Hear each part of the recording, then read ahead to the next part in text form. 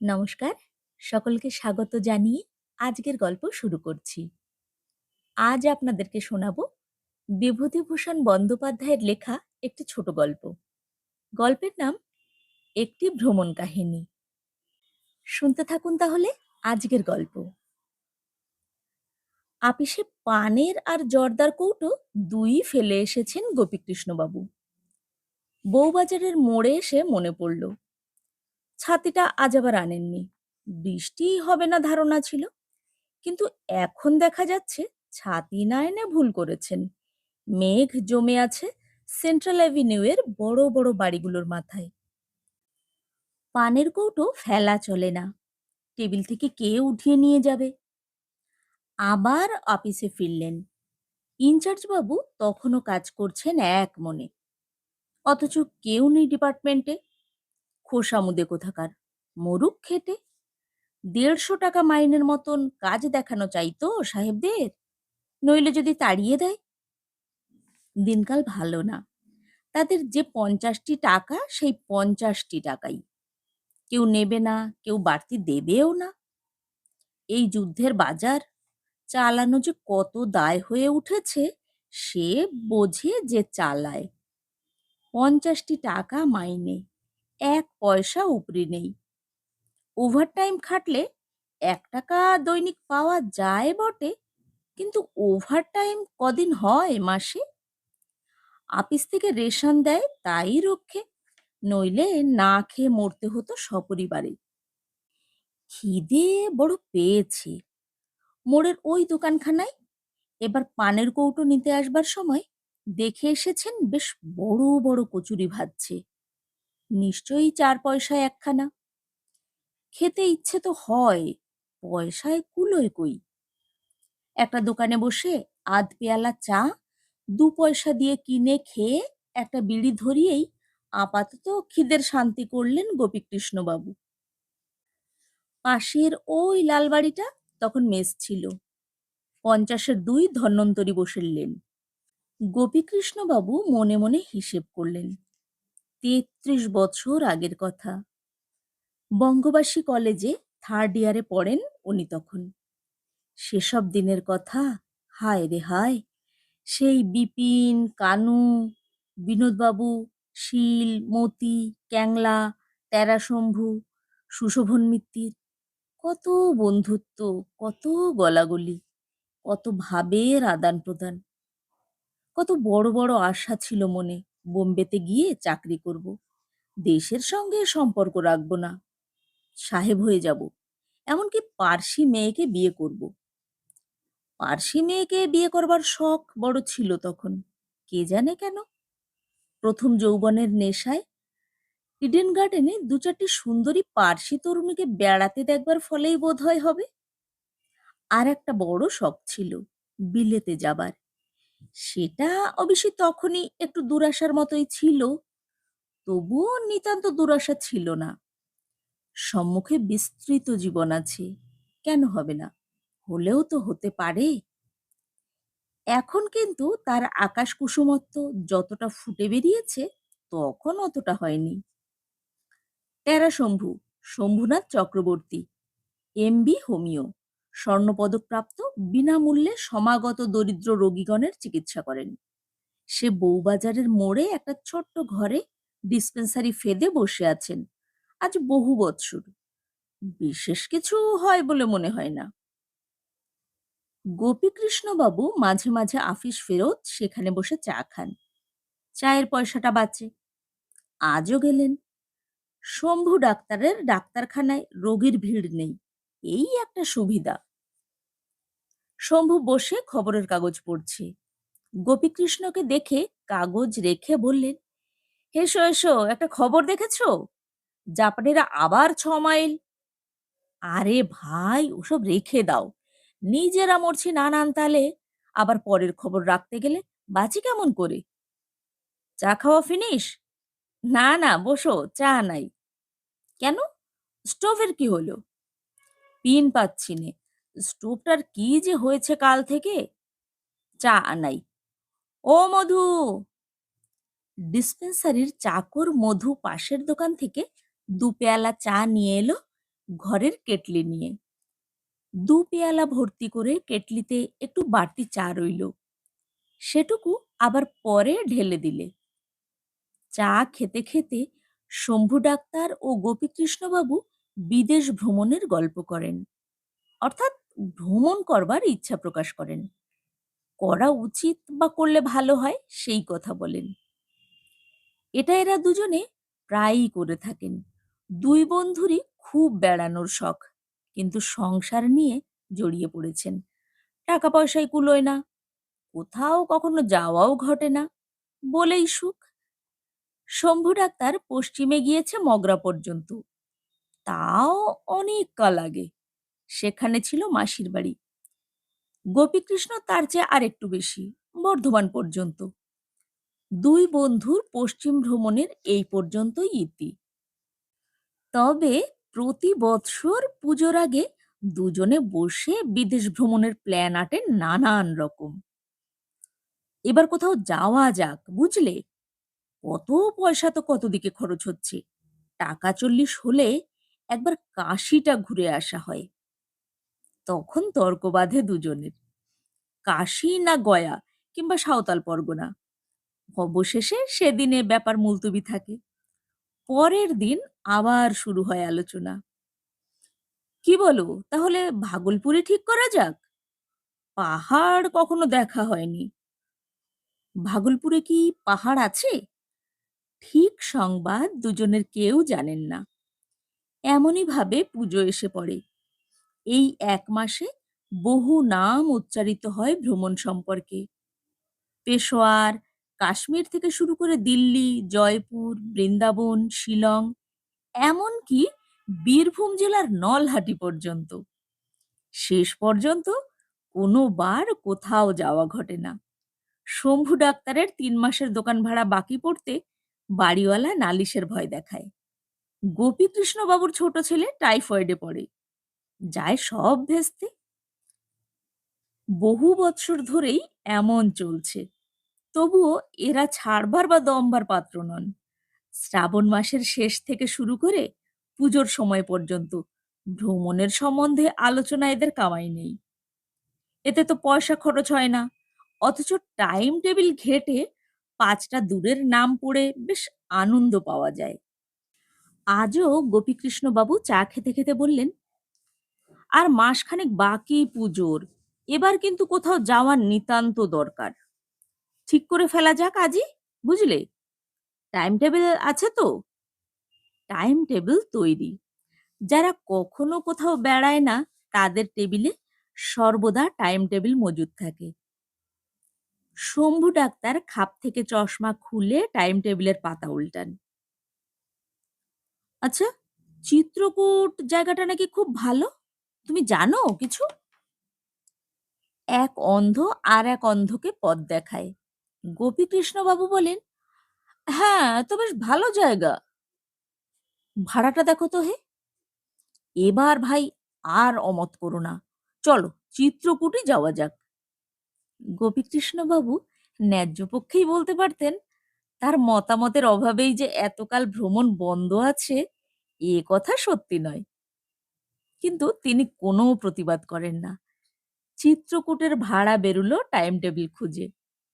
Shambhu doctor বললেন, ওর ওপর ধরো আরো 20টি টাকা, খাওয়া দাওয়া, পান সিগারেট, যুদ্ধের বাজার, বুঝলে না? হ্যাঁ, সে তো বটেই। তাহলে এবার আর অমত করো না, এখন থেকে রেডি হওয়া যাক, কি বলো? পুজো তো এলো। দুই বন্ধুতে আরো ঘন্টা 2 বসে ভ্রমণের নানান পরামর্শ করেন। বাড়ি থেকে খাবার তৈরি করে নেওয়া উচিত, সব জিনিস আকরা। বেডিং কি কি সঙ্গে নেওয়া যায়? শম্ভু ডাক্তার মুখে মুখে বলতে লেগে গেলেন, ধরো একটা মশারি, বালিশ। গোপীকৃষ্ণবাবু অধীরভাবে বললেন, আহা আহা, মুখে কেন, কাগজে লিখে ফেলো না, কাজ পাকা করা দরকার। মশারি, বালিশ, তারপর গায়ে দেবার কম্বল। হ্যাঁ, কম্বল, সুজনি। একজন লোক ফুটপাথে দাঁড়িয়ে বললেন, এটা কি ডাক্তারখানা? শম্ভু ডাক্তার হাতের কলম ফেলে ব্যস্ত সমস্তভাবে উঠে দাঁড়িয়ে বললেন, হ্যাঁ হ্যাঁ, ডাক্তারখানা ডাক্তারখানা, কি দরকার? লোকটা বললেন, হোমিওপ্যাথিক? হ্যাঁ হ্যাঁ, হোমিওপ্যাথিক হোমিওপ্যাথিক, খুব ভালো। কার অসুখ? অসুখ কারো নয়, এমনিই জিজ্ঞেস করছি। সে চলে গেল। শম্ভুবাবু আবার এসে টেবিলে বসে কলম ধরলেন। বিরক্তির সুরে বললেন, মিছি মিছি জ্বালায়, যেমন সব কাণ্ড। হ্যাঁ, তারপর বলো, সুজনী। রাত ১০টার সময় ব্যাপারটি অমীমাংসিত ও মুলতুবি রেখে দুই বন্ধু বাড়ি রওনা হন। কথা হয় আগামীকাল আবার বিকেলে একত্র হয়ে পুনরায় আজকের খেই ধরা হবে। চলবে পরামর্শ। বাড়ি ফিরে গোপীকৃষ্ণবাবু আহারাদি করে শয়ন করেন, কিন্তু উত্তেজনায় ঘুম আসে না। চিত্রকূট কতদূর না জানি, কত পাহাড় জঙ্গল দিয়ে যাওয়া, অনেক দূরের ট্রেন জার্নি, কত মজা হবে রাস্তায়। ভালো কথা, একটা ভালো সিগারেট নিতে হবে সঙ্গে। কত পয়সা তো কত দিকে যাচ্ছে, জীবনের একটা সুখ। বড় বড় পাহাড় দেখা যাবে পথে। ছুটির আর কতদিন দেরি? গোপীকৃষ্ণ বাবু ক্যালেন্ডার দেখলেন উঠে, ২৬ দিন বাকি মোটে। টাকার জোগাড় দেখতে হয় এখন থেকেই। গোপীকৃষ্ণ বাবুর স্ত্রীর পিত্রালয় কোলাঘাটের কাছে। তার এক শ্যালক মিলিটারিতে কি চাকরি পেয়ে কানপুর চলে গিয়েছিল। আজ ২ দিন যাবৎ চিঠি এসেছে যে সেই শ্যালকটি বাড়িতে এসেছে, তার সঙ্গে একবার দেখা করতে যাওয়া দরকার। গোপীবাবুর স্ত্রী স্বামীকে তাগাদা দিতে লাগলেন, কবে সেখানে যাওয়া হচ্ছে? এবার পুজোর সময় কোলাঘাট নিয়ে চলো, কতদিন তো যাওয়া হয়নি, ভাইটার সঙ্গেও দেখা হবে। গোপীকৃষ্ণ বাবু বিরক্ত হয়ে বললেন, হ্যাঁ, যাচ্ছি এখন তোমার সেই অজগণ্ডমুখ্য ভাইয়ের সঙ্গে দেখা করতে, সেই ধপধপি জায়গায়। গোপীকৃষ্ণ বাবুর স্ত্রী ঝাঁঝালো স্বরে বলে উঠলেন, হক গণ্ডমুখ্য, তোমার চেয়ে আর তোমার সেই হোমিওপ্যাথি জল বেচা ডাক্তার বন্ধুর চেয়ে অনেক ভালো। সে তবুও আছে কানপুরে, ১৫০ টাকা রোজগার করছে। আর তুমি বিয়ে পাশ করে ৬০ টাকায় ঘষছো, আজ সেই আমার বিয়ে পর্যন্ত হয়ে। বেলুড়ের ওদিকে কখনো মাড়ালে না দুজনে, তোমাদের চেয়ে সে অনেক ভালো। মেয়ে মানুষের সঙ্গে তর্ক করে কোনো লাভ নেই। গোপীকৃষ্ণ বাবু চুপ করে শুয়ে পড়লেন। পরদিন আবার অফিস থেকে ফেরার পথে তিনি গেলেন শম্ভু ডাক্তারের ওখানে। চা পানের পর আবার দুজনের নিবিড় পরামর্শ শুরু। কত টাকা সঙ্গে নিয়ে যাওয়া যায় তার একটা নেট হিসেব করে ফেলতে হবে। শম্ভু ডাক্তার বলেন, আশু সান্ডেল কাল এসেছিল তুমি যাওয়ার পরে। তার মুখে শুনলুম পথে নিমিয়া ঘাট বলে একটা স্টেশনে নেমে পরেশনাথ পাহাড়ে ওঠা যায়। চলো না কেন, এক ঢিলে দুই পাখি মারা যাক। পরেশনাথ পাহাড়ে? হ্যাঁ, হাইয়েস্ট ছিল অন দ্য বেঙ্গল প্লেন, সেটা দেখা। হ্যাঁ হ্যাঁ, খুব ভালো, তাই যাওয়া যাবে। টাকাটার হিসেব ধরো এবার। যাতায়াতে ধরো, রেল ভাড়া, খোরাকি, ওই টুকিটাকি জিনিসপত্র কেনা। কিনতে গেলে হাতি কেনা যায়, জিনিস কেনা বাদ দাও, শুধু নিট খরচ যেটা। এইভাবে সেদিনও কেটে গেল। পরদিন আবার পরামর্শ সভা বসে। এদিন কথা ওঠে কি কি জিনিস সঙ্গে নেওয়া যাবে, মশারি নেওয়া যাবে কিনা, সেই তর্কে সেদিন কোনো মীমাংসা হলো না। শম্ভু ডাক্তার বললেন, যেখানেই যাও, মশা থাক না থাক, মশারি সঙ্গে থাকাই ভালো। মশা কামড়ালেই ম্যালেরিয়া হয়, ফাইলেরিয়া হয়, আরো কত কি। মশারি নেওয়াটা এসেনশিয়াল। গোপীবাবুর মতে অতদূর পশ্চিমে পাহাড়ের দেশে মশা ফসা নেই, এ কি আর বাংলাদেশের খানা ডোবা ভরা পাড়াগা? মিছি মিছি ভার বোঝা বাড়ানো। ট্রাভেল লাইট, এক গাদা বোচকা বুচকি ঘাড়ে করে বেড়ানোর কোনো মানে হয় না। রাত ১০টা, দুই বন্ধু সভা ভঙ্গ করে সেদিনের মতন যে যার বাড়ি চলে গেলেন। আবার পরদিন দুজনে মিললেন। আজকের তর্কের বিষয় খাবার জিনিস কি কি সঙ্গে নেওয়া যাবে। বাড়িতে লুচি পরোটা করে নেওয়াই ভালো। খাওয়ার জিনিসের আগুন দর, ১ টাকার খাবার খেলে পেট ভরে না। কি কি খাবার নেওয়া যায় লুচি না পরোটা? আলুর তরকারি নেওয়ার দরকার নেই, বড্ড দাম আলুর। কুমড়োর ছোকা আর কচুর ঘন্ট দিব্যি তরকারি।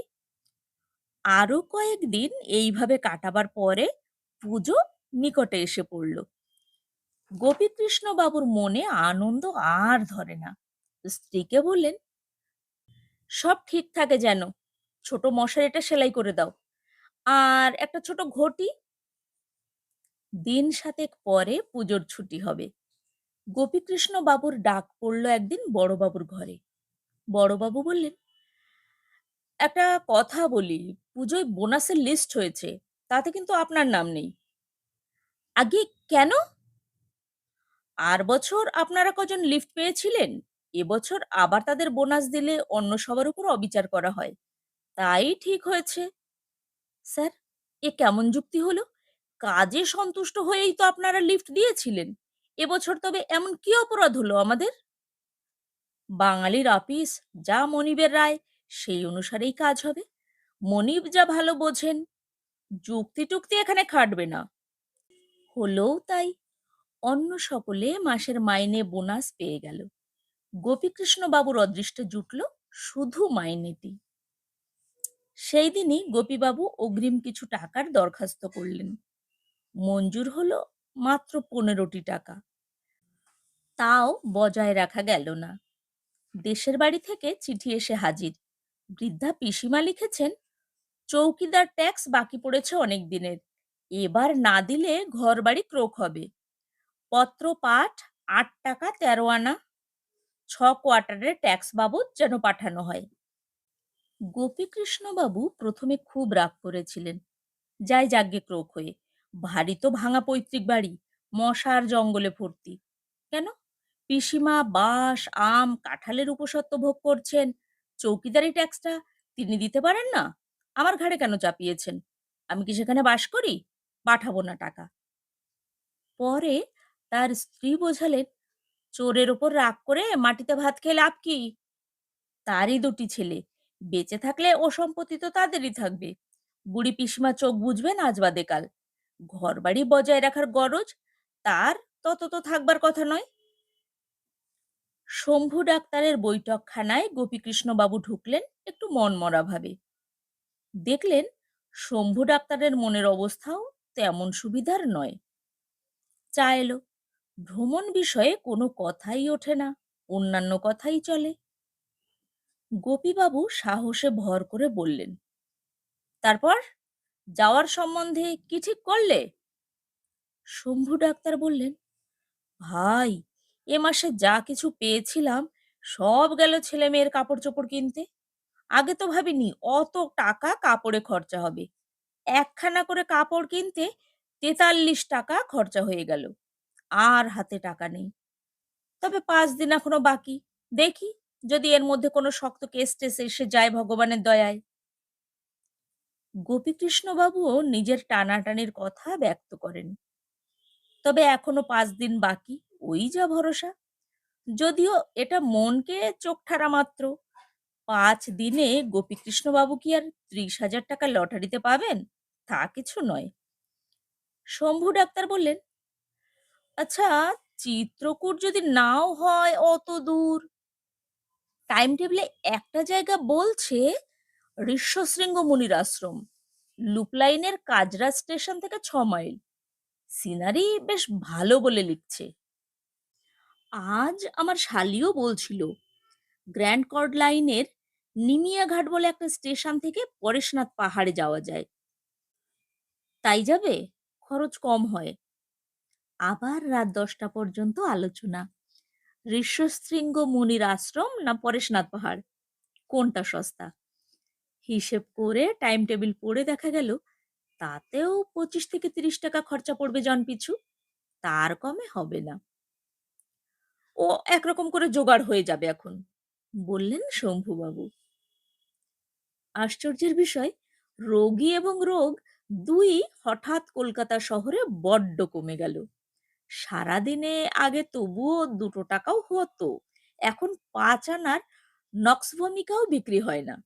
রোগী দেখা তো দূরের কথা, ওষুধ বিক্রি পর্যন্ত বন্ধ। তার উপর শম্ভু ডাক্তারের মামাতো ভাই বিধু এসে হাজির, সঙ্গে তার স্ত্রী। দেশে চলছে না আদৌ। এত বড় ডাক্তার পিসতুতো ভাই থাকতে তারা কি না খেয়ে মরবে নাকি? গোপীকৃষ্ণ বাবুর অবস্থাও যে ভালো তা নয়। ইতিমধ্যে একদিন তার ভাইজি জামাই দুটো ইলিশ মাছ ৫ টাকা দিয়ে কিনে নিয়ে হাজির। গোপীবাবুর স্ত্রী এসে বললেন, ওগো শুনছো, জামাইয়ের ওই মাছের টাকা দিয়ে দিও কিন্তু যাবার সময়। গোপীবাবু রেগে উঠলেন, বললেন, কেন? আমি কি বলেছিলাম আমার বাসায় মাছ কিনে না আনলে আমরা সবাই না খেয়ে মরতে বসেছি? ৫ টাকা খরচ করে একজোড়া মাছ না আনলে চলছিল না? ছি, ও কথা বলতে নেই। জামাই মানুষ, এনে ফেলেছেন যখন, তখন সে দাম দিতেই হবে।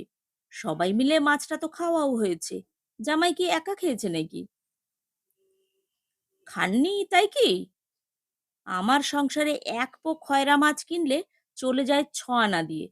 ৫ টাকার মাছ কিনে একদিন খেয়ে আমার লাভটা কি হলো বলতে পারো? যতই উল্টো তর্ক করুন, তাকে শেষ পর্যন্ত সুবোধের মতন মাছের দামটা জামাতা বাবাজির হাতে গুজে দিতে হলো যখন তিনি যাচ্ছেন। মিটে গেল ব্যাপার। ৮টা টাকা বুকে করে রাখা ছিল, তার মধ্যে ইলিশ মাছের ঠেলায় গেল ৫টা টাকা অকারণে বেরিয়ে। শম্ভু ডাক্তারের ডিসপেন্সারিতে বসে এবার দুই বন্ধু কথা বলছেন।